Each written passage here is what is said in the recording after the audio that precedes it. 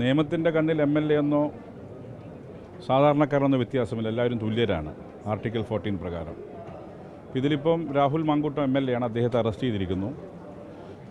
ഇതിൻ്റെ rules and procedures പ്രകാരം ഒരു പ്രിസ്ക്രൈബ്ഡ് ഫോർമാറ്റ് ഉണ്ട്. ആ പ്രിസ്ക്രൈബ്ഡ് ഫോർമാറ്റിൽ ബന്ധപ്പെട്ട ഇപ്പോൾ ഡിറ്റൻഷൻ ആണെങ്കിൽ ഡിറ്റൻഷൻ നടത്തിയ വിവരം നിയമസഭയെ അറിയിക്കുക എന്നുള്ളതാണ്. ആ ചുമതല മാത്രമാണുള്ളത്. മറിച്ച് നിയമസഭയുടെ പെർസിങ്സിനകത്ത്, നിയമസഭയുടെ ഉള്ളിൽ നിയമസഭ ഹോസ്റ്റലോ നിയമസഭക്കകത്തോ വെച്ച് അറസ്റ്റ് ചെയ്യണമെങ്കിൽ മാത്രമേ സ്പീക്കറുടെ അനുമതി ആവശ്യമുള്ളൂ. ഇപ്പോൾ അദ്ദേഹത്തെ അറസ്റ്റ് ചെയ്തു. ഇനി അതിൻ്റെ ഫോർമാലിറ്റി റൂൾസ് ആൻഡ് പ്രൊസീജിയേഴ്സിൻ്റെ പ്രിസ്ക്രൈബ്ഡ് ഫോർമാറ്റിൽ ഞങ്ങൾ അറിയിക്കുക എന്നുള്ളതാണ്. ഗുരുതരമായ കുറ്റങ്ങളാണ്. നിയമസഭാ സാമാജികൻ എങ്ങനെ പെരുമാറണമെന്ന കൃത്യമായ ചട്ടങ്ങളുമൊക്കെ ഉണ്ട്. എത്തിക്സ് ആൻഡ് പ്രിവിലേജ് കമ്മിറ്റിക്ക് പരാതിയോ ആ രീതിയിൽ മൂവ് നടക്കുന്നുണ്ടോ? പ്രിവിലേജ് ആൻഡ് എത്തിക്സ് കമ്മിറ്റിക്ക് ഞങ്ങൾ മൂവ് ചെയ്യും. ഇത് സ്വാഭാവികമായി ഇത് ആദ്യമായിട്ടാണ് ഇത്തരം ഒരു ഗുരുതരമായ ആരോപണം. വെറുമല്ല, തുടർച്ചയായ ആരോപണങ്ങൾ വന്നുകൊണ്ടിരിക്കുകയാണ്. തുടർച്ചയായ ആരോപണങ്ങൾ വന്ന പശ്ചാത്തലത്തിൽ പ്രിവിലേജ് ആൻഡ് എത്തിക്സ് കമ്മിറ്റിക്ക് ഞങ്ങൾ മൂവ് ചെയ്യും.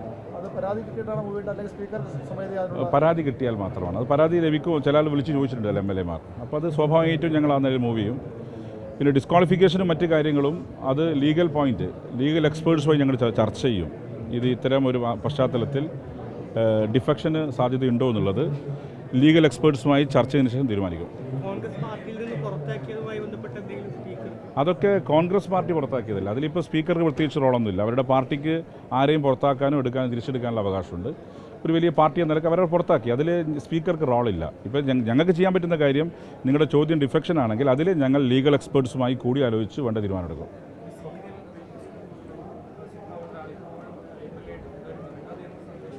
ഞാൻ പറഞ്ഞല്ലോ, അത് തെറ്റായ സന്ദേശമാണ് നൽകുന്നത്. പക്ഷേ ഞങ്ങൾക്കും നിയമത്തിനടി ഉള്ളിൽ നിന്നുകൊണ്ടേ പെരുമാറാൻ പറ്റൂ. അതുകൊണ്ടാണ് ഞങ്ങൾ പറഞ്ഞത് നിയമവിദഗ്ധന്മാരുമായി കൂടി ആലോചിച്ച് വേണ്ട തീരുമാനമെടുക്കും.